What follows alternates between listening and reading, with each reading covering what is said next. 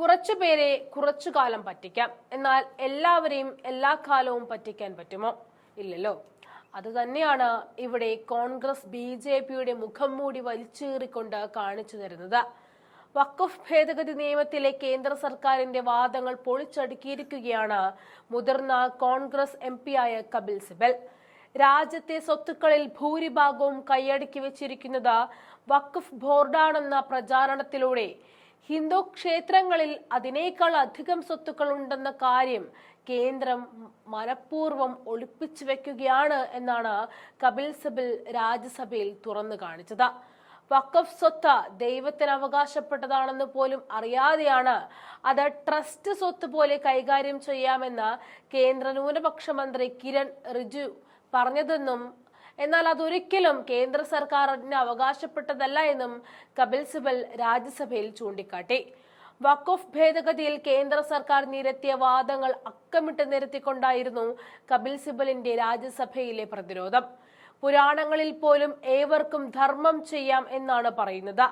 എന്നാൽ പുതിയ ഭേദഗതി പ്രകാരം കേവലം മുസ്ലിങ്ങൾക്ക് മാത്രമാണ് വഖഫ് നൽകാൻ പറ്റുകയെന്നാണ് പറയുന്നത്. സ്വാതന്ത്ര്യാനന്തരം നാഗ്പൂർ ഹൈക്കോടതി പുറപ്പെടുവിച്ച ഒരു വിധിയിൽ മുസ്ലിം അല്ലാത്ത ഒരാൾക്ക് വഖഫ് നൽകാൻ സാധിക്കുമെന്ന ഉത്തരവ് പുറപ്പെടുവിച്ചിരുന്നു. മദ്രാസ് ഹൈക്കോടതിയിലും സമാനമായ വിധിയുണ്ട്.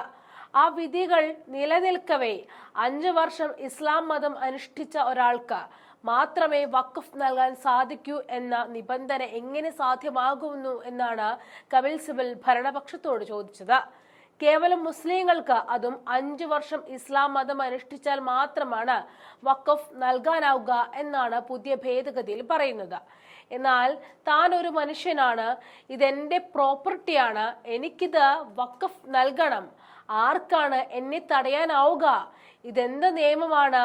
ഞാൻ ഹിന്ദു ആണെങ്കിലും മുസ്ലിം ആണെങ്കിലും എനിക്ക് പ്രോപ്പർട്ടി നൽകാൻ സാധിക്കും. ഇതായിരുന്നു കപിൽ സിബൽ ആഞ്ഞടിച്ചത്. ആയിരക്കണക്കിന് ഏക്കർ സ്വത്തുക്കളാണ് രാജ്യത്തുടനീളം വഖഫിനുള്ളതെന്ന JP നദ്ദയുടെ വാദത്തിനെയും കപിൽ സിബൽ ചോദ്യം ചെയ്യുകയുണ്ടായി. രാജ്യത്ത് ആകമാനം 32 വഖഫ് ബോർഡുകളാണ് ഉള്ളത്. എന്നാൽ തമിഴ്നാട്, ആന്ധ്രാപ്രദേശ്, തെലങ്കാന എന്നീ സംസ്ഥാനങ്ങളിലെ ക്ഷേത്രം ബോർഡുകൾക്ക് കീഴിലായി ലക്ഷക്കണക്കിന് ഏക്കർ ഭൂമികളാണ് ഉള്ളത്.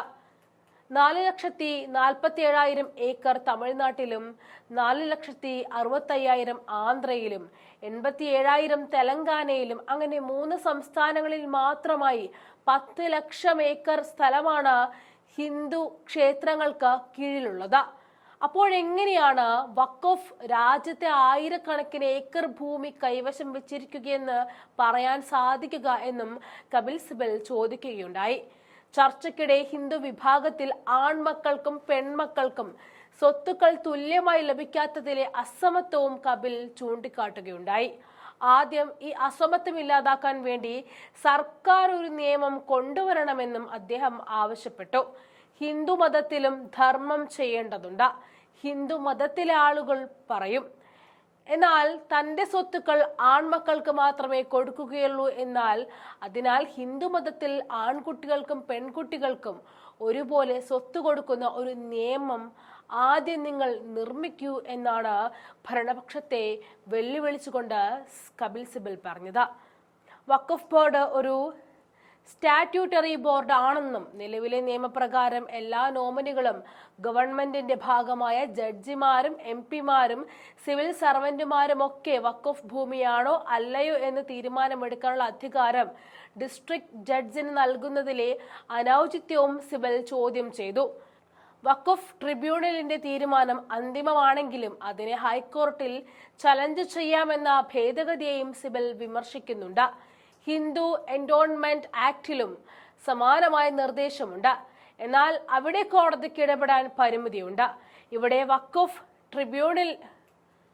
വഖഫ് ട്രൈബ്യൂണലിന്റെ തീരുമാനം അന്തിമമാണെങ്കിലും നിങ്ങൾക്ക് ചലഞ്ച് ചെയ്യാൻ സാധിക്കും. ഇതെന്തൊരു വിചിത്രമായ നിർദ്ദേശമാണ് എന്നാണ് സിബലിന്റെ പ്രധാന ചോദ്യം. വഖഫ് സ്വത്ത് മതസ്വത്തല്ല എന്നും ട്രസ്റ്റ് സ്വത്ത് പോലെ രാജ്യത്തിന്റെ സ്വത്താണെന്ന കേന്ദ്രമന്ത്രിമാരായ റിജുവിന്റെയും അമിത്ഷായുടെയും വാദങ്ങളും സിബൽ പൊളിക്കുന്നുണ്ട്.